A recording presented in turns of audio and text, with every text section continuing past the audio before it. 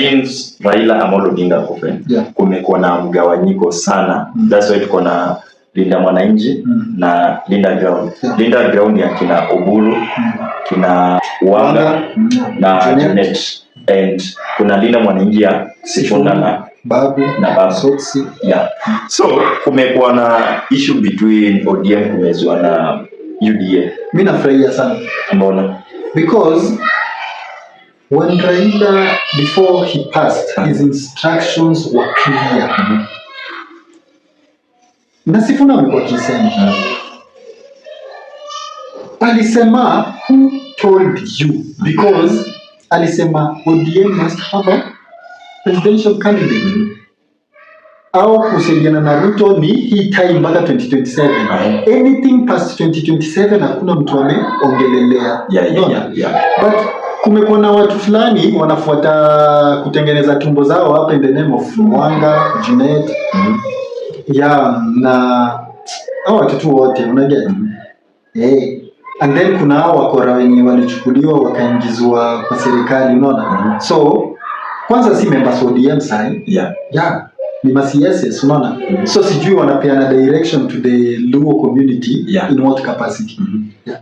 But again, so hao watu kitu ina happen ni walikuwa wanaenda huko waliwoniwa wakina Sifuna walitaka kuprotect interest za party, lakini juu wao walikuwa wanafuata interest zao wakijua kuna mwenye ataikuwa DP nini staff na para wakaenda huko ndio wakaanza kugundua Arap ni nani unapata.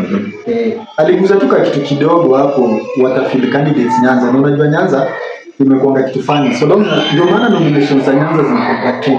Ukishashinda tu nomination ya election because uko ni ODM wanajua. But venye Arap alisema watafili candidates hadi huko wakafeel threatened. Walijua party yao inaenda huko. So wameanza kulia. Na sisi hatutaki kusema ati wasilie. Wabweke tu lakini wabweke tu huko unaona. Wakirudi sisi haturudi penye tulitoka huko.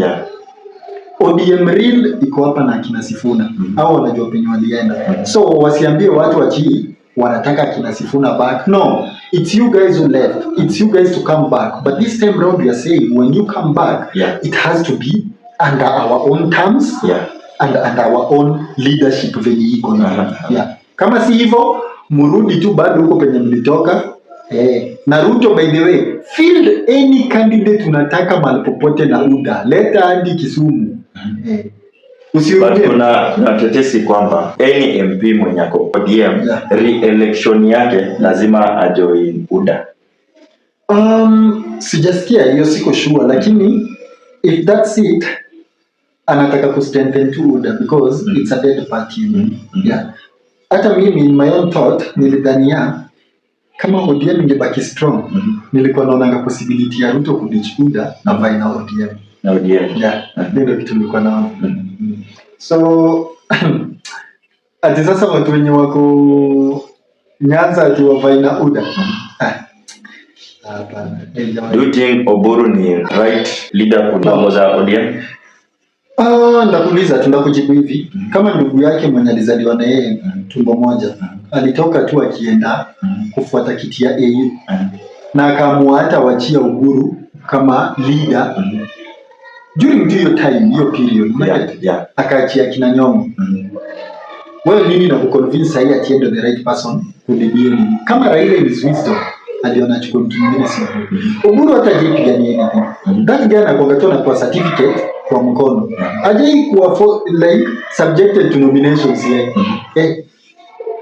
So and then ukiangalia miaka zake hatuwezi kuatii fit yetu kama young people inakuwa squarely determined na mtu mwenye honestly siko ubaya na God ndiye anapiananga life.